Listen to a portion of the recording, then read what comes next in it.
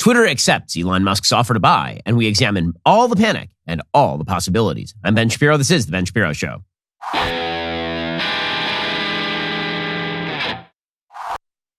The Ben Shapiro Show is sponsored by ExpressVPN. I talk about them every single show. Why haven't you gotten a VPN yet? Get ExpressVPN right now at expressvpn.com/Ben.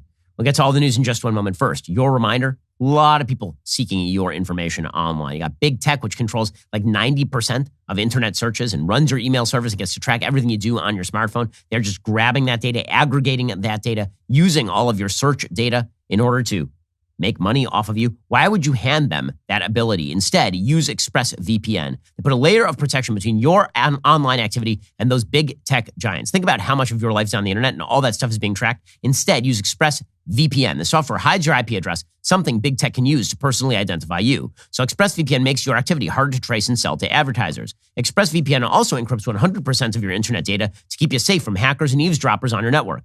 And ExpressVPN does all of that without slowing your connection, which is why it is rated the #1 VPN service by both Mashable and TechRadar. What I like most about ExpressVPN, it's really easy to use. Download the app on your phone or computer, tap one button, you are now protected. So stop handing over your personal data to the big tech monopoly that mines your activity and sells your info. Protect yourself with the VPN I trust to keep me safe online. Visit expressvpn.com/Ben. Again, that's expressvpn.com/Ben. Get those 3 extra months for free. Go to expressvpn.com/Ben right now to learn more.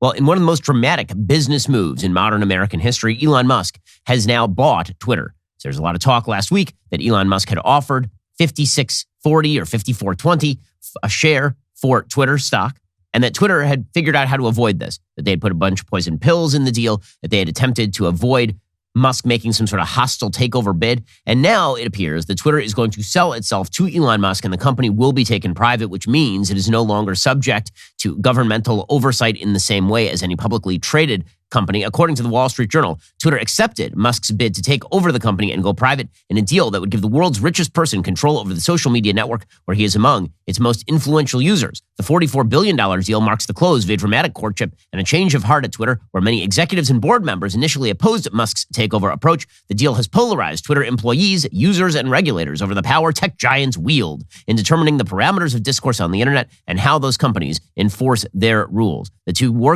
two sides worked through the night to hash out a deal in which Musk plans to take Twitter private in a deal that values the company at $54.20 a share. The takeover would mark one of the biggest acquisitions of a tech company and will most likely affect the direction of social media. Musk will bring a commitment to a more hands-off approach on speech moderation to a company that has struggled to reconcile freewheeling conversations with content that appeals to advertisers. So this was always the lie, by the way, that Twitter used when it would stranglehold content. The idea was that if you allow people to speak freely, advertisers won't want to advertise anymore. Or alternatively, if you allow people to speak freely, then advertisers can pick and choose where they wish to advertise, and maybe everybody will stop harassing advertisers about where they choose to advertise. It's the simple fact is that Twitter, as it was operated, was a leftist organ. And you can see that by the freakout that Musk's takeover is now engendering in the left. It is incredible to watch the left lose its absolute mind. Because here's the thing. Musk has not announced that he is going to be making any massive changes to Twitter. The user experience is going to be very similar. All he has said thus far is that he is going to be in favor of more free speech on the platform. He tweeted, quote, "Free speech is the bedrock of a functioning democracy. Twitter is the digital town square where matters vital to the future of humanity are debated. I also want to make Twitter better than ever by enhancing the product with new features, making the algorithms open source to increase trust, defeating the spam bots, and authenticating all humans. Twitter has tremendous potential. I look forward to working with the company and the community of users to unlock it." Now that sounds pretty above board, right? He's saying that he wants to make the algorithms open source so you can actually see how the algorithms work. He's saying that he wants more free speech on the platform. That's it. More transparency and more free speech. And the left is freaking out, which shows you two things. One, the left really hates transparency and they really hate free speech, especially on these social media platforms. And this has really been true since 2016. I have been making this point for years on end, that up until 2016, social media was seen as an unmitigated blessing for the left. The left loved social media. After all, Barack Obama had effectively manipulated Facebook in 2012 in ingenious ways to achieve his own reelection. Then Donald Trump won the presidency in 2016, and social media became the enemy to the left. Social media had to be brought to heel. Social media had been taken over by Russian spam bots and evil right-wingers, and therefore, we needed governmental oversight. You saw people like Kara Swisher constantly complaining at the New York Times that there just wasn't enough oversight. There just wasn't enough censorship at places like Twitter and YouTube and Facebook. You saw folks over at CNBC and MSNBC complaining routinely about how terrible it was that social media had allowed too many people to speak freely. You saw Dianne Feinstein, the senator from California, openly say to Mark Zuckerberg of Facebook that unless you crack down on content, we will find a way to punish you. The left has hated free speech on these platforms for years, specifically because that free speech allowed alternative viewpoints to get out there. And they successfully cudgeled places like Twitter and Facebook into doing their bidding, which is why at the end of the 2020 election, 1 month before the 2020 election, you saw the Hunter Biden story completely shut down on social media in coordinated fashion. It's why you saw all of these social media outlets begin to coordinate in who they would ban. And they would wait until one day and then just Alex Jones was gone. Now, I think Alex Jones is terrible. That doesn't mean he ought to be banned from social media. I think Milo Yiannopoulos is awful. I don't think he ought to be banned from social media. All of these outlets would simply, all at once, decide that they wanted these people gone, and then they would, in collusive fashion, just ban them. And that was the end of them. You saw them all do this to Donald Trump in the aftermath of January 6th, for the most prominent example. And this is something that the left loved. And then they lied about it. The left would say, you know, we're not anti-free speech. We're not anti-transparency. We just don't want any free speech or transparency. Well, all Elon Musk has said in taking over Twitter is that he wants more free speech and more transparency. And he tweeted out, I hope that even my worst critics remain on Twitter because that is what free speech means. People on the left lost their ever-loving minds. They've lost their minds. Why? Because they always knew. Their assumption always was Twitter was on their side. Twitter was their outlet. Twitter was their friend. The same thing with Facebook. The same thing with YouTube. And so the minute that somebody threatens that monopoly, they freak out. The minute somebody says, listen, I'd like more openness and more transparency, they lose their minds, which shows you, again, they were lying the whole time. They kept saying to all of us on the right, oh, you're crazy. You're crazy. Twitter is the town square. You know, you're complaining about the way that they are manipulating information or strangling off information or bottlenecking things or shadow banning people. You keep saying this sort of stuff, but it's all in your head. It's not real. Okay, well, if it's not real, then why are you freaking out now that Elon Musk has threatened to open up the process a little bit? Well, Elon Musk is going to run the business differently over at Twitter. Maybe you need to upgrade how you run your business, and this is where Podium comes in. If you own a business, you know there aren't enough hours in a day to waste time playing phone tag. The list of customers you need to reach doesn't get any shorter, especially when business is good. Plus, let's be real about this. If you're a consumer and some business calls you up on the line, do you really pick up? Probably not. However, when you use text, things get better. This is what Podium does. Podium isn't just a better way to communicate. It's a better way to do everything. They gather reviews, collect payments. They even market to your customers. Podium makes it all as easy as pressing send. You won't just free up more time. You'll grow your business and get more done. With Podium, you'll close deals with customers before the competition even has a chance to call them back. Join more than 100,000 businesses that already use Podium to streamline their customer interactions. Get started for free at podium.com/Shapiro or sign up for a paid Podium account. Get a free credit card reader. Restrictions do apply. That's podium.com/Shapiro. Everybody of my generation is text-based. There's no reason why your business should still be analog. Instead, head on over to podium.com/Shapiro. That is podium.com/Shapiro to get started for free or sign up for that paid Podium account and get a free credit card reader. Restrictions apply. So all of this has raised the question as to what exactly Elon Musk is going to do once he takes over. By the way, Twitter shares did rise almost 6% on Monday to close at 51.70 each. The stock, according to the Wall Street Journal, has been an anemic performer in an era of huge returns for technology companies. Its shares jumped on their first day of trading in 2013 to close at $44.90, within $1 of where they were more than 8 years later when Mr. Musk made his approach. Okay, so what exactly is Elon Musk committing to do? Well, as I've said, he hasn't actually committed to do much at all at this point other than more free speech and more transparency. There's some speculation as to what he is going to do. According to the Wall Street Journal, Musk wants to make substantial changes to Twitter. He reiterated his push to soften Twitter's stance on content moderation. He also promised new features like making algorithms open source. He indicated through regulatory filings, tweets, and interviews at a TED conference how he thinks the company ought to run and what he would do if he were to successfully acquire the social media site. Here's a list of what he said. He said he would soften its stance on content moderation. He is the self-described free speech absolutist. He said that instead of just taking down tweets or permanently banning users, timeouts are better. He says the platform should follow the laws of the countries in which it provides services. He would create an edit feature for tweets, which presumably would allow you to see the original version of the tweet and then also the edited tweet. He wants to take the company private because he says that there is no way to make the changes he wants without taking it private. He wants to give users who pay for Twitter blue authentication check marks. So maybe the idea here is that in order to monetize the service, to get your account authenticated, you pay for that pleasure. He wants to rely less on advertising. He says Twitter should shift toward a business model that relies more on subscriptions, which again makes some sense.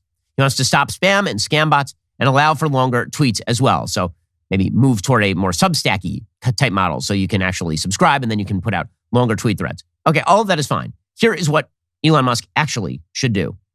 Okay, there are 4 things in particular that Elon Musk really needs to do. Thing number 1, a Truth and Reconciliation Commission. So you keep hearing from the left after January 6th, we need a Truth and Reconciliation, like South Africa, a Truth and Reconciliation Commission to see who was a supporter of Donald Trump. Okay, what we need in order to restore trust in Twitter is we need to see all the old algorithmic changes and how exactly they impacted user experience. So we need to see who was shadow banned. We need to see which keywords allowed for people to be banned. We need to see the standards that were applied. We need the books opened, and we need to see the history of what exactly happened with Twitter. How was the decision made to get rid of the Hunter Biden story? How was the decision made to get rid of the Babylon Bee? How was the decision made to shadow ban particular accounts or quash the reach of particular accounts? How did that happen? So we need a Truth and Reconciliation Commission over at Twitter. That is step number 1. Step number 2, we do need transparency in the algorithmic selection process. So Musk has already committed to this. He says that he wants an open source algorithm, meaning that we can all see how content is being elevated or how content is being suppressed. That is a very good thing, and that promise needs to be fulfilled, because how are you going to trust the process if you can't actually see the process at work? If Musk does that, there'll be a major change, because that does establish credibility. That does mean, you don't like how it's being run? Well, at least you can see how it's being run. Right now, the lack of transparency in Twitter is what has led to the massive distrust, because your tweet goes down or you're suspended and you have no idea. There's no feedback mechanism. You have no idea what you did wrong. You have to wait for like a week for some Twitter low-level employee doing scut work to get back to you. Making the algorithmic process more open and transparent at least allows us to know why these things are happening, whether it's a glitch or whether it's a problem or whether it's an actual concerted attempt to shut down particular points of view. There need to be clear rules of the road. So Twitter has had very, very vague rules of the road. This is also true with Facebook and YouTube. Basically, these rules of the road have allowed for bans on anything that Twitter doesn't like. And so you've seen this very inconsistent punishing of things like quote unquote dead naming, right? This is why the Babylon Bee got banned, because the Babylon Bee made the tremendous mistake of saying that a man is not a woman and a woman is not a man. And so the Babylon Bee had its account suspended despite the fact that it is a satire site. So we need clear rules of the road. And what would that mean? That mean no violent threats, no intimidation, no pornography. There's some pretty clear rules of the road, and then everything else goes. And I think that Musk is likely to re-implement something like that. And then finally, and this is the most important thing, Musk needs to come in and he needs to fire everyone. I mean everyone. Okay, Twitter has hundreds, if not thousands, of employees. There have been studies done of the donations, the political donations of the people working at Twitter. 98.7% of all donations from the people working at Twitter went to Democrats in the last election cycle. 98.7%. So it doesn't matter what rules Elon Musk sets top down if the so-called Twitter deep state is still implementing its favored policies. Because this is the thing. Right? Donald Trump found this out when he was president. You can name the policy top down, but if everybody at the State Department hates your guts, they're just going to undermine your policy. You can name the policy top down, but if everybody at the FBI decides to spend the next 4 years ginning up nonsense about Russian conspiracy theories, you can't get much done. When Musk takes over the company, he should do what every boss at every company does, and he should review the employee list and figure out who is good and who is bad. Not purely on the basis of politics, but on the basis of performance. So there are a lot of reasons why Elon Musk needs to fire like all of his employees at Twitter. We'll get into that in 1 second. First, rates are rising on your mortgage. They really, really are. And you are at risk of missing out on significant savings. You need to consider your options like right now because those mortgage rates are going in the wrong direction. So if you've been considering a refi, you need to do it right now. Don't wait for like another minute. Don't wait for another day. That would be a dumb move. Instead, visit my friends over at American Financing. Inflation.net. Inflation is getting worse. Debt is becoming more expensive. We are not moving in the right direction. So now is the best time to take control. Learn about custom loans that can help you spend less on interest or get you out of debt faster. It really could mean up to $1,000 in monthly savings, plus tens of thousands of bucks long term. Think how much that can help, then pick up the phone to learn more. There's no pressure, no obligation, no upfront or hidden fees. If you start soon, you could skip 2 mortgage payments. You might close in as fast as 10 days. That's only if you choose American financing. So get started. You can do it quickly and easily today by calling 866-721-3300. That's 866-721-3300. Or visit AmericanFinancing.net. NMLS 182334, NMLSConsumerAccess.org. Again, visit them at AmericanFinancing.net to get started. So, in the past several weeks, while there's been talk about Musk taking over, the Twitter employees are going nuts. Nuts. So, for example, Nolan Weinstein is the global head of brand experiences and engagement at Twitter. Ariel Adkins is the curator of art, culture, and community at Twitter. Here's an exchange that they had just a few days ago, demonstrating that they're not going to go along with anything that Elon Musk has to say. Ariel Adkins says, "Is it too early for wine?" This was yesterday. Nolan Weinstein said, "No. Now it's time to drink, guys, because Elon Musk is taking over." Well, you can also drink on the unemployment line. So why don't you head on over there? Other Twitter employees freaking out. Chloe Barnes, for example, her. She's the curation lead at Twitter. I don't know what the curation lead means. Presumably she curates tweets. Totally understand that this is entertainment for some. But please know, this is certainly not entertainment for me. Wow. Okay, well, you know what else might be entertaining? You not working here anymore. Addison Howenstein, him, software engineer at Twitter. He tweeted, "Point of view. You asked me why Elon Musk buying 9.2% of Twitter and getting a board seat is bad, and I'm explaining why this was clearly not his end goal, and things will certainly get worse and potentially be dangerous for democracy and global affairs." Well, I hope that you enjoy working somewhere else. Geraint Davies, real-time media infrastructure at Twitter, currently working on Twitter Spaces audio engineering. This person tweeted out, "Anyone in need of a software engineer with 40 years of experience? Asking for a friend." Well, I hope that your resume is ready, Geraint. Jay Holler, him, his, engineering manager at Twitter, hashtag until we all belong, hashtag Black Lives Matter. He tweeted, "Okay, I'm radicalized now." Says, "It's broken me." Said, "The problem with Elon Musk is that he has demonstrated a pattern of harmful behavior consistently that disproportionately impacts marginalized people. So maybe let's not give him any more power than he already stole." Again, the nice thing about Elon Musk being your boss is that he doesn't have to make you his employee. Haraldur Thorleifsson, something director at Twitter from San Francisco, California. "Elon Musk just temporarily at least made me a lot of money, and I still dislike him. Well, I hope that money is enough to pad you through retirement." Krem DeCassi, astrophysicist, lady, feminist, demisexual, genderqueer, trans woman. A lot of words to say biological man. Krem DeCassi says, "I'm honestly kind of terrified right now." Oh. A prominent transphobe buying a large stake in Twitter is not at all funny. This was from April 4th. It's a little funny. And he's not a transphobe, Elon Musk. He just says that men and women exist. So here's the thing. Elon Musk, note to you, when you take over Twitter, everybody over there who is deeply opposed to the kinds of changes that you are making, they're free to use Twitter. They should not be running Twitter. You can fire them. And you should. Do not leave people inside your company who are going to try to thwart everything that you do on behalf of their own political priors. Again, the confusion reigning at Twitter right now is pretty astonishing. So there was a Twitter all-hands meeting last night, according to Alex Heath, who is a senior reporter at The Verge. He says, "It seems clear who will be CEO after the deal closes hasn't been decided. But board chair did confirm the board would cease to exist once the deal closes in roughly 6 months.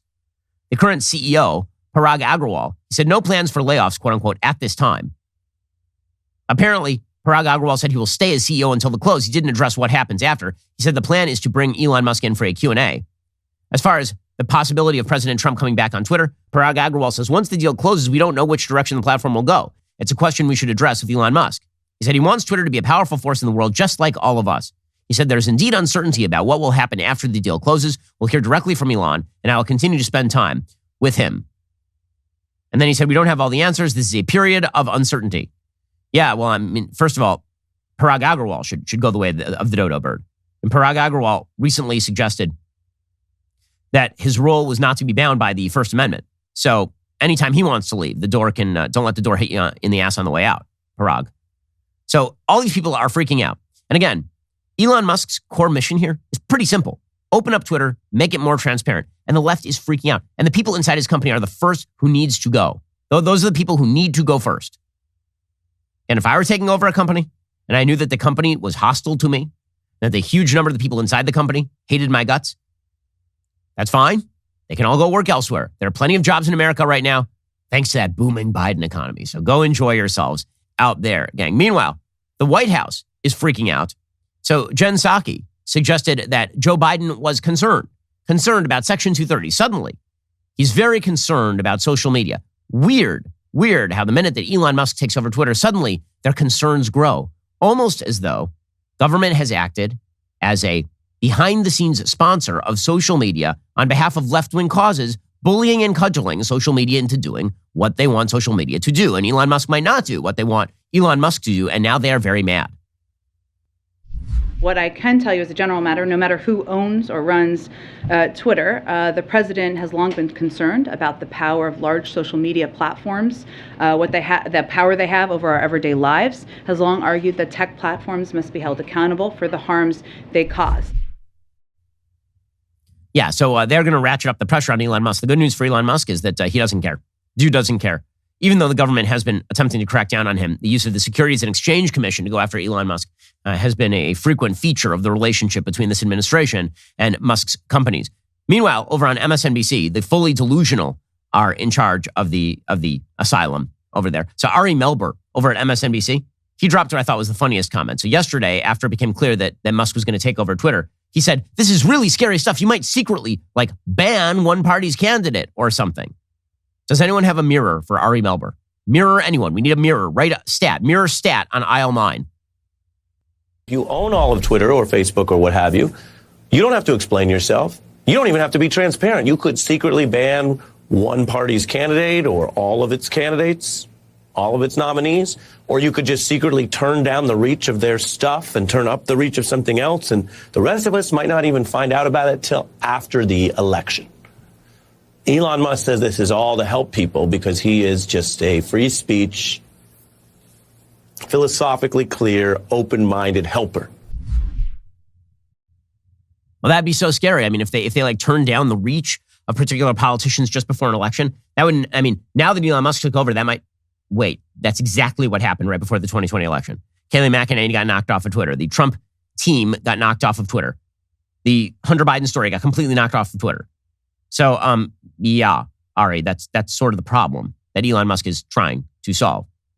So the left continue to lose their minds. And the simple fact of the matter is, one of the reasons is they do not understand tech properly. Well, one of the things that they don't like is crypto. Elon Musk is big into crypto. And let's be real about this. Crypto, something I'm invested in. I like crypto. You can open an Alto Crypto IRA account with as little as $10. Get started today investing in crypto. You can trade crypto like Bitcoin. You can avoid or defer the taxes. Get into investing in crypto. Do it in a tax-advantaged retirement account. Alto's Crypto IRA is the easy way to get crypto into an IRA. You can trade all you want without the tax headache. Create an account in just a few minutes. Invest with as little as $10. No setup charges, no account fees. Secure trading 24/7 through Alto's integration with Coinbase. They have 150 plus coins available, including Bitcoin, Ethereum, and Cardano. Full disclosure, I'm an owner of Bitcoin and Ethereum. There are multiple ways to fund your account. You can make a cash contribution, transfer cash from an existing IRA, or even roll over an old 401k. So open that Alto Crypto IRA account with as little as $10. Just go to altoira.com/Ben. That's ALTOIRA.com/Ben. Start investing in cryptocurrency today. Go to altoira.com/Ben to get started. Meanwhile, again, the entire left is losing their mind over this because, again, they were lying to you. They were lying to you for years. You kept saying, wait a second, isn't social media run by a bunch of people who hate the right? And I was like, no. It's a town square. It's all in your mind, guys. It's just because you're crazy. And then the minute Elon Musk comes in, he's like, I'm going to open up the books and I'm going to open up the algorithm and I'm going to let people talk. It's like, no, we can't do that. No. Okay, right. Because we know this was a left-leaning outlet staffed by leftists who hate people on the right. We know that. And the fact that you are protesting demonstrates this fact very, very clearly. It's fun to watch some of Elon Musk's and these kind of jealous billionaires going after one another. So Jeff Bezos, who owns the Washington Post, democracy dies in darkness. Jeff Bezos, he tweeted, interesting question. Did the Chinese government just gain a bit of leverage over the town square? The idea being, of course, that because Tesla has parts that are made in China, then it must be that Elon Musk is going to allow Twitter to be run by the Chinese. Okay, Jeff. I have a couple of problems with this. First of all, according to Beckett Adams over at the Washington Examiner, the Washington Post published agitprop produced by China Daily, the official propaganda arm of the Chinese Communist Party, as disguised as legit news. Between 2016 and 2020, the CCP paid the Washington Post $4.5 million. Bezos purchased the Washington Post in 2013. Like, honestly, Bezos complains a little too much here. It's just, well done, Jeff Bezos. Meanwhile, Donnie Deutsch over on MSNBC says, this is just not great, guys. It's just not great. What are we going to do? It's just not great. Man, the leftist tears in this Tumblr right here. Let me tell you. When you subscribe, become an annual subscriber, this thing, it's been overflowing all morning. I mean, we need Cardi B back here with a bucket and a mop. That is what we need. It's just been flowing everywhere. The tears, they are rich and salty. Here's Donnie Deutsch on MSNBC in a state of panic. To me, when the richest guy in the world takes over the most important social media platform, that's just not a winning formula to me. It reminds me of old Bond movies where, Dr. Evil and guys like that, or Goldfinger, were going to take over the media. My tummy meter says there's something just not great about this. Oh man, his tummy meter says there's something not great about this. Wow.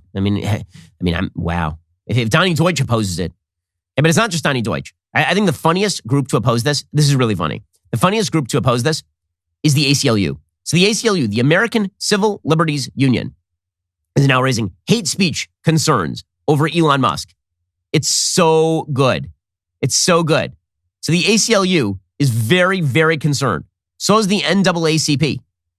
So the ACLU, which is designed, as I say, to preserve civil liberties, they have offered a statement by Anthony Romero, quote, while Elon Musk is an ACLU card-carrying member and one of our most significant supporters, there's a lot of danger having so much power in the hands of any one individual. Weird, because I don't see you guys complaining about Mark Zuckerberg all that often. In today's world, a small handful of private tech companies, including Twitter, play a profound and unique role in enabling our right to express ourselves online. Social media is a critical tool used to share ideas, express opinions, and consume information that has real-life impacts in discourse in the offline world. We should be worried about any powerful central actor, whether it's a government or a wealthy individual, even if it's an ACLU member, having so much control over the boundaries of our political speech. No, much better that you should have Parag Agrawal or Jack Dorsey or some other left-winger in control of this mechanism of distribution of information than Elon Musk. Slow clap for the ACLU. Amazing. The reason that they're worried, of course, is because he is going to broaden out the speech protections, and the ACLU long ago stopped worrying about civil liberties and started worrying about equity. They made this very clear. I mean, they put out a press release a few years ago where they basically said, we have to balance the needs of civil liberties with equity concerns, which means you're no longer the American Civil Liberties Union. You also have Human Rights Watch very concerned. Any human rights group who's putting out a statement about Elon Musk taking over Twitter because, oh my God, now people might be able to say things we don't like. It just demonstrates they never cared about human rights, like the rights of humans, like the right to free speech. They don't care about any of that stuff. It makes no difference to them at all. Meanwhile, leaving Twitter trended. So you remember after George W. Bush won in 2000, there was all this talk by leftists about how they're going to move to Canada.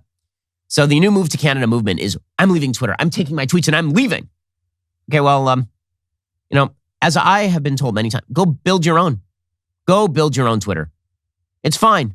It's a private company. Go build your own Twitter. It's fun to watch the left flip in real time on most of the things they've been saying over the past several years. So they kept saying we need more transparency into social media. More transparency, guys. Radical transparency. We just don't know what's going on behind the scenes. And then Musk is like, I'm going to give you transparency. They're like, no, not like that. No, it can't be Elon Musk. It's got to be Elizabeth Warren doing it. And then it was Jeff Bezos buying the Washington Post. Well, it's probably fine. It's probably okay. And it's like, no, Elon Musk is endangering democracy. And then it was, you know what? If you don't like it, you can always go build your own Twitter. Well, you want to regulate them? Go build your own Twitter.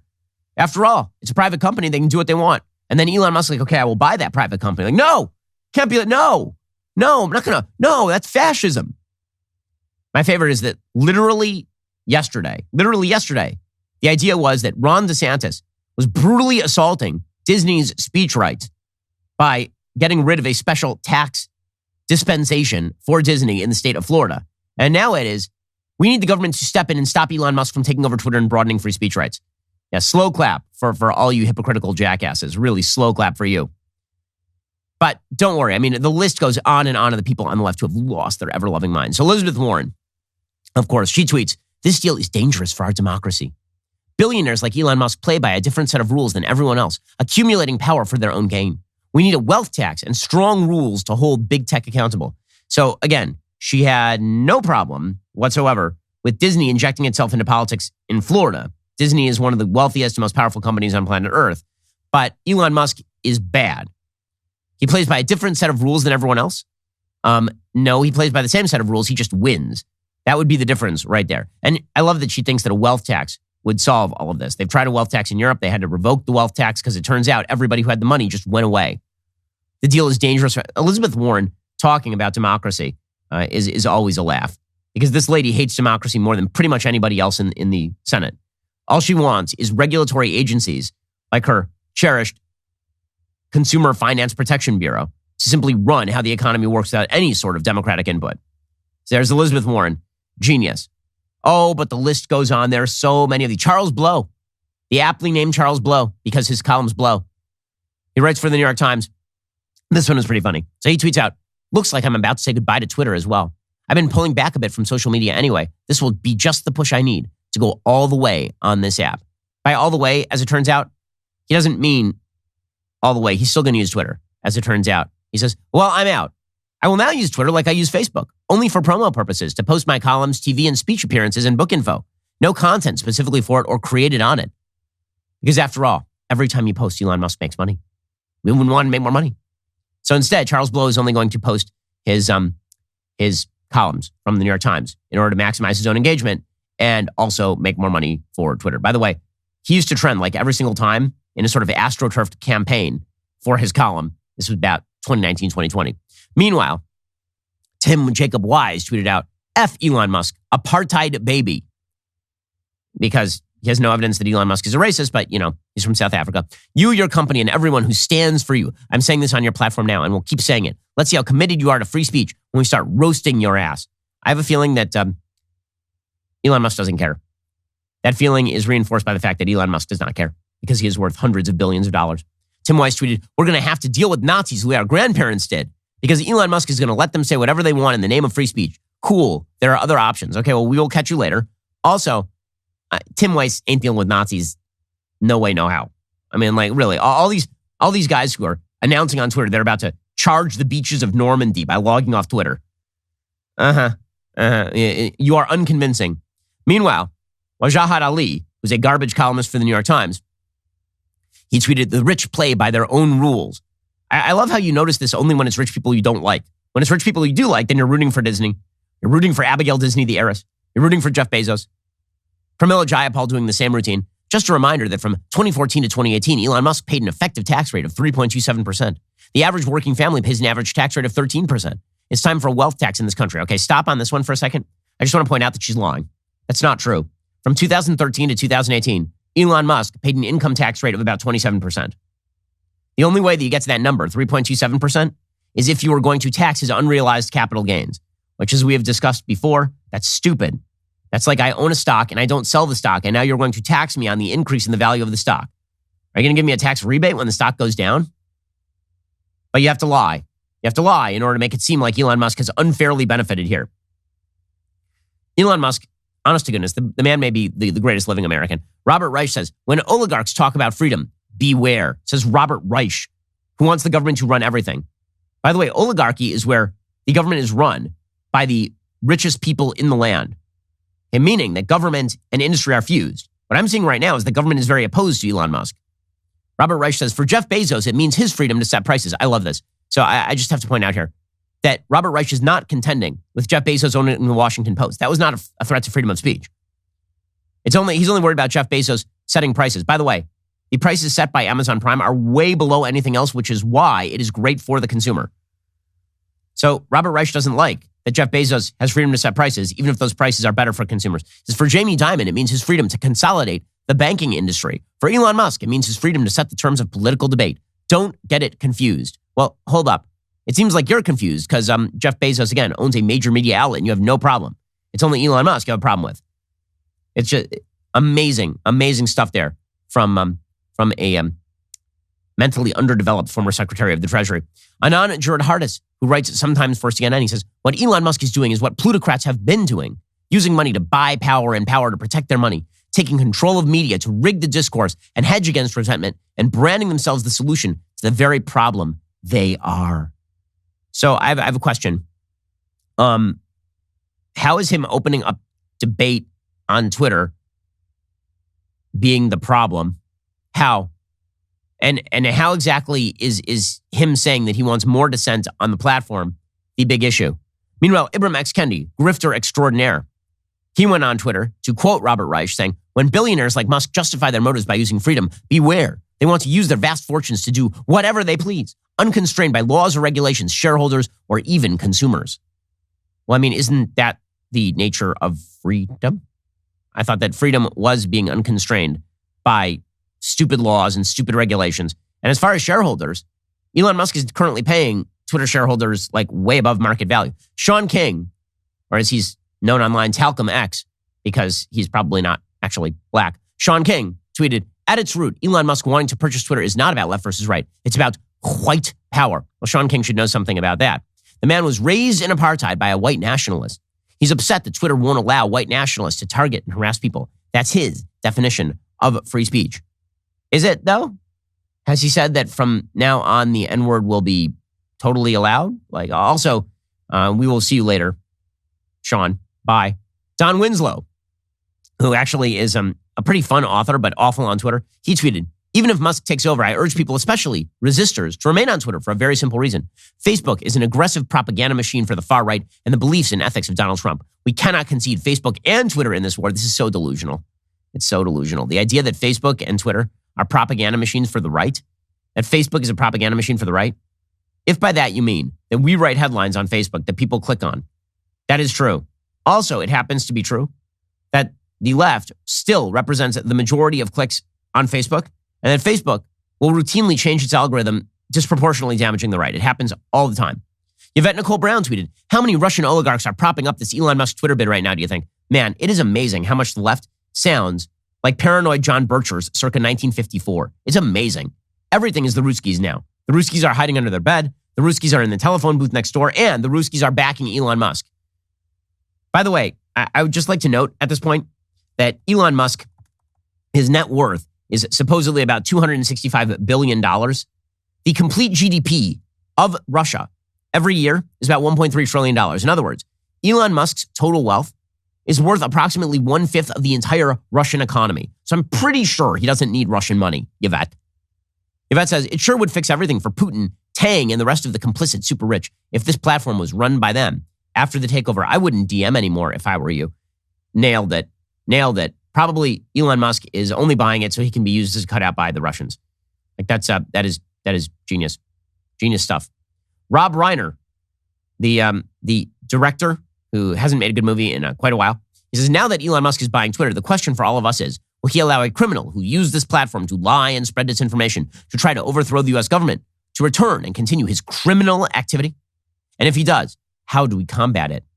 Well, I mean, you would just sound off on, I assume you're talking about Donald Trump, you would just sound off on the stuff that Donald Trump is saying, like in regular life, like when somebody says something you disagree with, and then you disagree with them.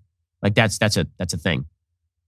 So it's pretty impressive to watch how the left is having an absolute freaking meltdown over this entire thing. Insane to watch. But again, indicative of the fact that the left always knew that Twitter was their favorite outlet, and now they are super mad that their favorite plaything might be taken away from them. So yes, a toast to Elon Musk with all of the leftist tears that fit in this mug. And again, they are consistently overflowing the tumbler at this point. So in 1 second, we'll get to Hollywood's attacks on Elon Musk because they're about to begin. First, let me talk about the most comfortable underwear on the market. These are Tommy John underwear. And it's not just for men. Women also can get great underwear from Tommy John. They are just the best. My wife just bought some new underwear from Tommy John. I've got new underwear from Tommy John. They're literally the only underwear I can wear now. I used to have, some of the more generic brands and the big brands. And let me just tell you, they are not nearly as good. Once you go Tommy John, you never go back. When you're wearing a Tommy John's hammock pouch underwear, you're that much more comfortable so you can do everything better. Again, once you use Tommy John, you don't want to use anything else. They've got innovations like the Air Mesh interior hammock, moisture-wicking fabric with 4 times the stretch of competing brands. Plus, the legs don't ride up. Tommy John underwear comes with a non-rolling waistband for the perfect fit, which is why Tommy John doesn't have customers. They have fanatics. fanatics that call Tommy John's hammock pouch one of life's great inventions. They've sold over 17 million pairs. Men across America love their Tommy John underwear. Again, I love Tommy John as well. And it's not just for men. My wife loves Tommy John too. It's Tommy John's anniversary month. So whether you're trying them for the very first time or you're a longtime fan, get 25% off site-wide right now at TommyJohn.com/Ben. Go to TommyJohn.com/Ben today for 25% off. That's TommyJohn.com/Ben. See site for details. All right, if you haven't heard, Matt Walsh is now a very important voice in the transgenderism conversation. He's also a best-selling children's LGBTQ plus IA minus divided by sign author. He's the author of the book Johnny the Walrus. This is why he was invited to Dr. Phil to discuss the most important issues with experts who could not even tell him what a woman was. If you haven't seen it yet, I highly recommend you check out the clips. Even more importantly, if you haven't yet picked up a copy of his best-selling children's book, you should do so immediately. It sold out in less than 24 hours when it was released. Don't worry, it is now back in stock. That is correct. It will sell out again. So pick up your copy of Johnny the Walrus now at johnnythewalrus.com or on Amazon. You're listening to the largest, fastest growing conservative podcast and radio show in the nation.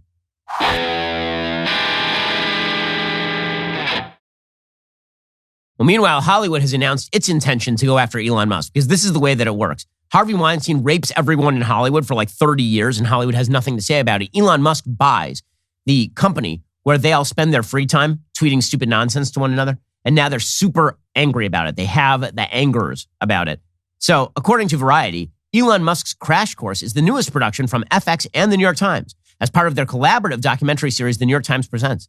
These projects provide in-depth looks at prominent people and events, ranging from Janet Jackson to Jewel to the 2020 Australian bushfire disasters. The most famous of these documentaries so far were popular documentaries about Britney Spears, framing Britney Spears and controlling Britney Spears. By the way, we did do a critique of those documentaries. They are garbage. They are garbage. The entire documentary is predicated on the notion that Britney Spears is completely mentally healthy and then goes after everybody who had her in a conservatorship and all of that. The expose will focus mainly on the negative aspects of Tesla, according to Variety. They say that the documentary will explore the future-minded company and the development of self-driving cars. The publication shared, quote, featuring the reporting from Cade Metz and Neil Boudet of the New York Times, the film will dive into how Tesla's autopilot program has resulted in several deaths that Musk and the company have yet to publicly acknowledge, and details Musk's efforts to kill government investigations into the incidents. Several former Tesla employees will be featured in the documentary, speaking out against Musk for the first time. Oh, wow, I can't imagine why they're doing this. What a mystery wrapped in an enigma.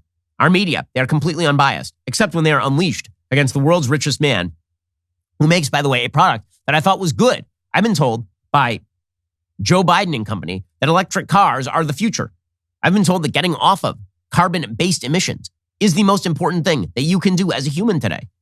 And yet the number one electric car maker on planet Earth, Elon Musk and Tesla, they're the bad guys now. Why, it's almost as though your priorities have nothing to do with the environment and everything to do with your own political agenda. The Hollywood Reporter says the deep dive will also examine pressure Elon Musk has put on government officials to quash investigations. By the way, when it comes to deaths caused by so-called self-driving cars, typically what happens in those situations is human error. But put that aside, it's very obvious what Hollywood is attempting to do right here. Very clear what Hollywood is attempting to do. So they're now going to go after Elon Musk with all of their fury. By the way, Elon Musk is not a Republican. Elon Musk has donated to both sides. He donated to Hillary Clinton, I believe, in 2016. He spread his political donations out. This idea that he's like a hardcore right-winger is just not true. But it's fun to watch. Man, the tears are worth the $44 billion. That is for sure. And again, so much of what is happening right now is just about the bluff of the left being called and them being really, really mad about that. Them saying they love free speech, but don't, whatever you do, no more free speech. Them saying, well, go build your own Twitter, but don't buy Twitter. Don't do that. That would be super, duper, duper bad. That's really, really bad. And what is happening right here is that the pushback against corporate wokeism is taking place. And it's taking place on a couple of fronts. You have legislative attempts to curb it in places like Florida.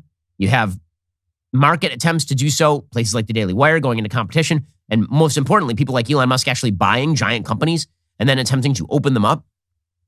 And the left doesn't know what to do because this has been their most clever, concerted attempt of the last 20 years in the United States. After the era of big government ended under Bill Clinton, the left then apparently decided, you know what?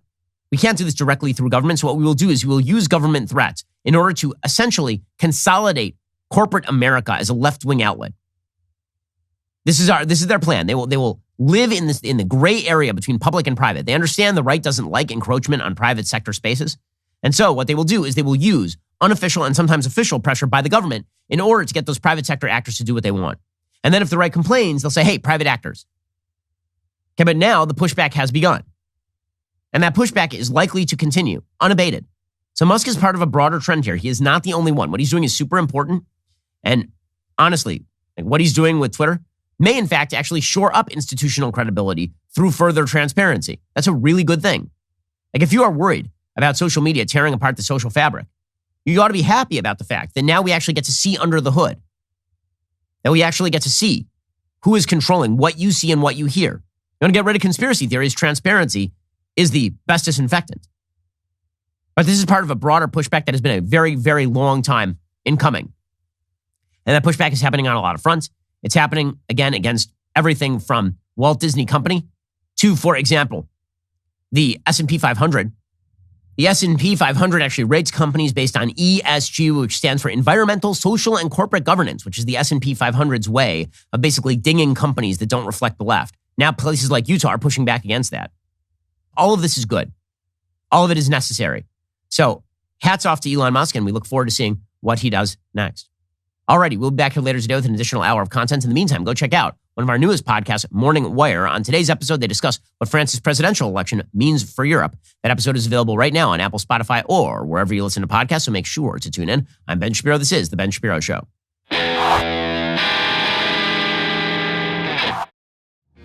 The Ben Shapiro Show is produced by Elliot Feld. Executive producer Jeremy Boring. Our supervising producer is Mathis Glover. And our production manager is Pavel Wydowski. Associate producer Bradford Carrington. Editing is by Adam Sayevitz. Audio is mixed by Mike Coromina. Hair and makeup is by Fabiola Cristina. Production assistant Jessica Crand. The Ben Shapiro Show is a Daily Wire production. Copyright Daily Wire 2022. John Bickley here, Daily Wire editor-in-chief.